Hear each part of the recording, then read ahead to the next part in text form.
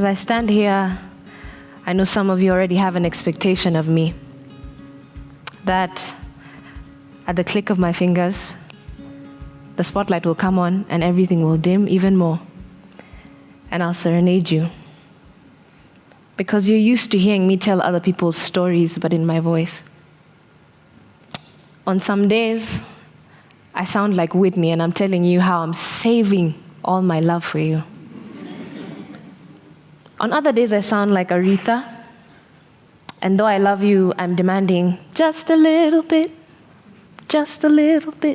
more respect. But on most days, I'm like everyone else, and I end up sounding like Usher, giving my confessions here and there and my complaints, you know? But today, I'm finding the courage to tell my story in my own voice. Growing up, I'm the last born of 7, so I was born pretty late in the game, so I've basically been like a 60-year-old since I was 3. And let me just throw in a disclaimer, because there are many last-borns on this stage. To all you first-borns who think we're spoiled, we're not. I think we're just very good negotiators, okay? That's how parents side with us. Thank you. And that's how my parents became my friends. But a child's first superheroes are not anyone else but their parents. And for me, they weren't just my superheroes. They were my best friends. My dad is my best friend. Every time he'd come home, my auntie reminded me that I used to cheer when he'd come home. And he had this one big armchair that always had room for me as a little 4-year-old. And whenever Tom and Jerry would come on, I'd hop up in that chair and we'd be roaring with laughter, and sometimes he'd be roaring louder than me. He is forever the perfect example of a very gentle, patient teacher. Now my mom, she puts the spice in spicy. She is that mom who you see pushing the trolley, and then there's me standing right here. She took me everywhere with her. I was nicknamed the briefcase at her office, the handbag, because I was always at her side. When she walked into a room, her personality was the light that lit it up. And when she laughed, my God, when she laughed, it's like the room would sing because her laughter would bounce off the walls. She was the definition of a queen. When I was 8 years old, my mother was promoted, and that means good news, right? But being so young, I couldn't shake this uneasy feeling. I mean, it's supposed to be good tidings, you know, it's a promotion, we're moving on up. But when I heard where she was going, a country that was overrun by a warlord named Charles Taylor, I should have known that in hindsight, when you smell the scent of smoke, there's fire coming. When this person who loved people, this social butterfly, went to Liberia, she always came back every bit more the shadow of herself. She was weathered from the distance and trying to prove yourself in an environment which is literally a giant glass ceiling. She was withered from not being able to spend time with her family and her friends. But most of all, she was scarred.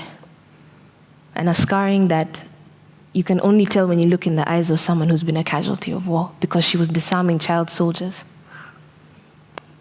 This was the perfect recipe for post-traumatic stress disorder to come in. And it's something that wasn't talked about as much as mental health is spoken about right now. And right behind it, slithering in ever so carefully, came substance abuse. We always imagine monsters not so close to us. We see them on TV, we see them as caricatures, or as Nigerians call them, demons. But I've come to learn that the scariest kind and the worst kind are the ones that take the people you love and turn them into monsters. See, the addiction was a lot like Venom, Spider-Man's arch nemesis. what it did was place this anger that sat so aggressively on her tongue that made your insides raise their defenses because you were so afraid of the bullets that would come out that were her words. My father quickly became dad and mom, raising this little girl, fast rising into puberty. So you cannot imagine the amount of awkward conversations we had driving home from anywhere. Do you need pads? But there's little that can replace the comfort, the affirmation that comes with a mother's presence. Many don't know the loneliness of addiction unless you're up close. See, a counselor once told us that when you have an addict in your family, it's not just them who's sick, the whole family is sick.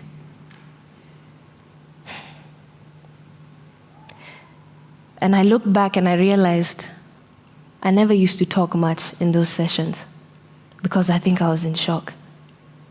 See, as kids, you rarely encounter the raw humanity of your parents, you know? It'll come out in hushed arguments behind closed doors. Or a dish or a sufuria falls in the kitchen and you hear, pingili, and then a voice, what was that? Are those my dishes? And then you cower. But I came face to face with it in August 2011. I was raised a child who knew that everyone is important, everyone mattered. So when I saw what this addiction was doing to my mother, I couldn't sit back. And one day I ran downstairs and I went up to her and I asked, have you been drinking today? And her eyes gave me the answer I was looking for. I'd had enough. I went to her bag and I rummaged through it and I found that 250 ml bottle of vodka. I walked up to the sink and I poured that demon down the drain. I thought I had saved her life. I had done something, you know, stopped it in its tracks, or at least tried to. And so I walked upstairs, but I didn't even hear her come up behind me. She reached and grabbed me by the t-shirt and pulled me down, and the loudest shouting match ensued. The thing is, because she was spicy, she gave me her spice. And as her voice grew louder, my voice roared back with the same vigor.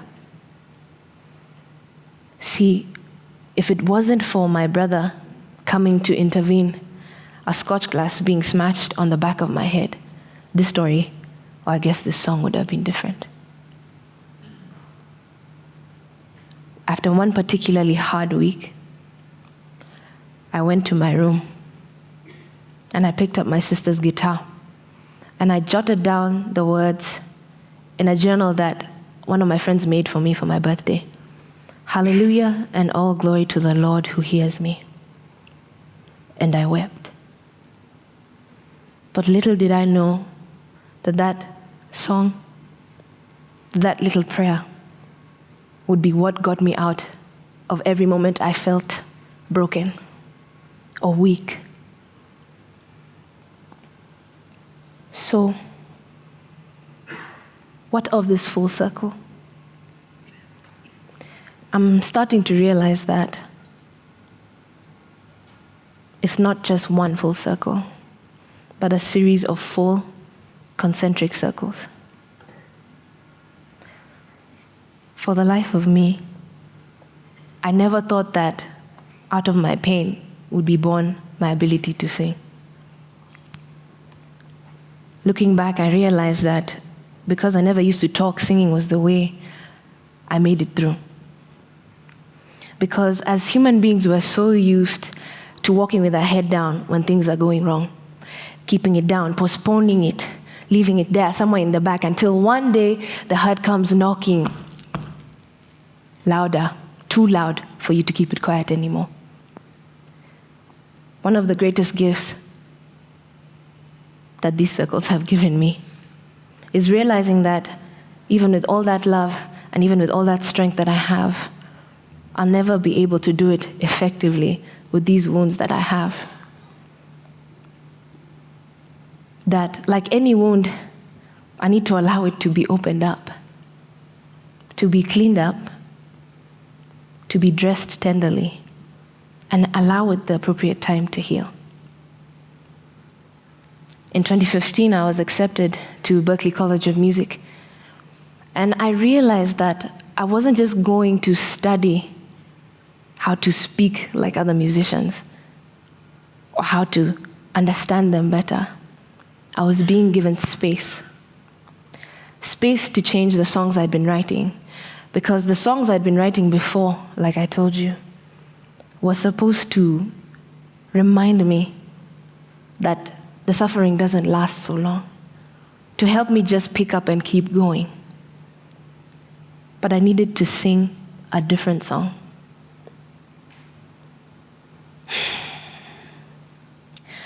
And I found a song that helped me find forgiveness for Mama.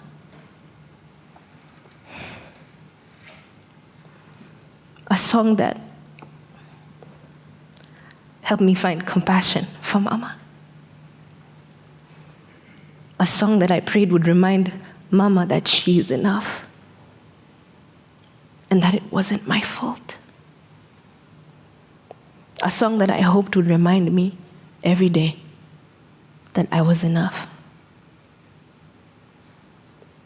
And another circle that I didn't know, but have now come to know, was that I was held up by the community of prayers, the people who might not have been with me, but their voices are the ones that held me. And I found more healing the more I sang my song with others and we sang it together. See, for me, in the darkness of my life, I found hope, and that is what brought me full circle. And I pray with all of my heart for anyone who is facing that darkness in their life, that hope would find you, that light would find you, that it would not just find you and remind you that there is a way out, but that it would find you singing songs like the songs I sang for Mama, because life is not perfect. And still, yes, my relationship with Mama is a work in progress. But every day I find hope as I sing that song. And I pray that that hope finds you.